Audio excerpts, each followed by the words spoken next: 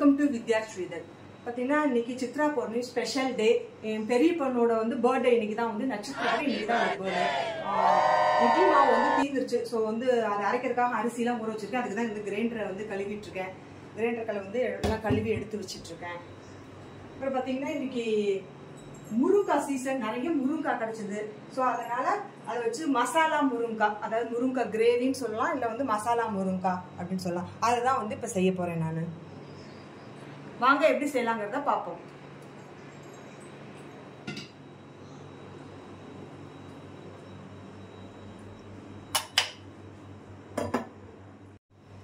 எண்ணெய் ஊற்றியாச்சு. இப்போ கடுகு போட்டேன். கடுகு பொரிஞ்சிடுச்சு. இப்போ வந்து கட் பண்ணி வச்சிருக்க வெங்காயத்தை போட்டேன்.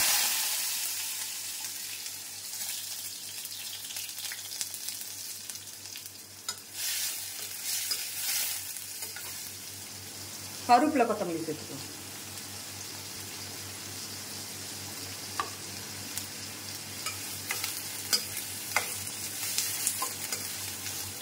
வெங்காயம் நல்லா வதங்கட்டும்.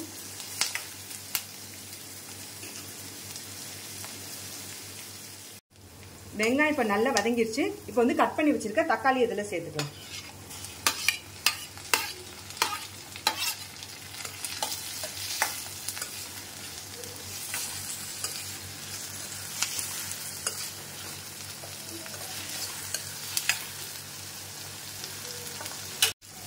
வெங்காயம் தக்காளி நல்லா வதங்கிடுச்சு. இப்போ இதுக்கு வந்து இதுக்கு தேவையான மஞ்சள் பொடியை சேர்த்துப்போம். மஞ்சள் பொடி, மிளகாய் பொடி, உப்பு.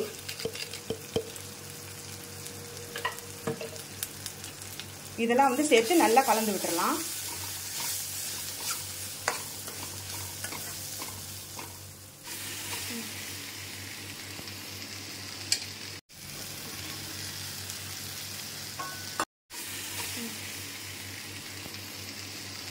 இப்போ வந்து கட் பண்ணி வச்சுருக்க முருங்காயில் இதில் சேர்த்தாச்சு. இப்போ இது வந்து முருங்காய் வேகிறதுக்கு தேவையான அளவு இதில் தண்ணி ஊற்றிக்கலாம்.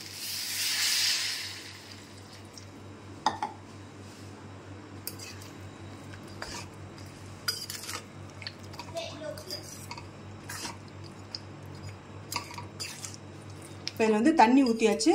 முருங்காய் வந்து வேக போட்டுருவோம். அதுக்குள்ளே வந்து முருங்காய் வேகிறதுக்குள்ளே நம்ம என்ன பண்ணலான்னா, இங்கே பாருங்கள், தேங்காவும் அரை மூடி தேங்காவும் சோம்பும் இதில் போட்டு வச்சுருக்கேன். இதை வந்து அரைச்சி பேஸ்ட்டாக எடுத்து வச்சுக்கலாம். இப்போ பார்த்தீங்கன்னா முருங்காய் வந்து ஓரளவுக்கு வெந்துருச்சு. நம்ம வந்து இப்போ அரைச்சி வச்சுருக்கோம் இல்லையா, அந்த தேங்காய் சோம்பு அந்த பேஸ்ட்டை வந்து இதில் வந்து ஆட் பண்ணிக்கலாம்.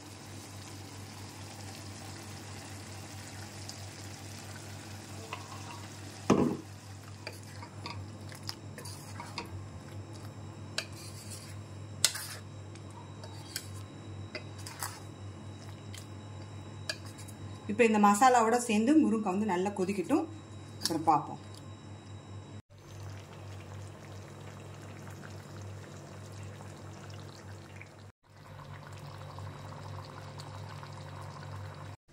இப்போ நம்மளோட மசாலா முருங்காய் ரெடி ஆயிடுச்சு. இது வந்து சாதத்தோட போட்டு பிசைஞ்சு சாப்பிட்றதுக்கும் நல்லா இருக்கும். இல்லை வந்து தயிர் மோர் இதுக்கு வந்து ரசத்துக்கு வந்து தொட்டுட்டு சாப்பிட்றதுக்கும் நல்ல டேஸ்டா இருக்கும்.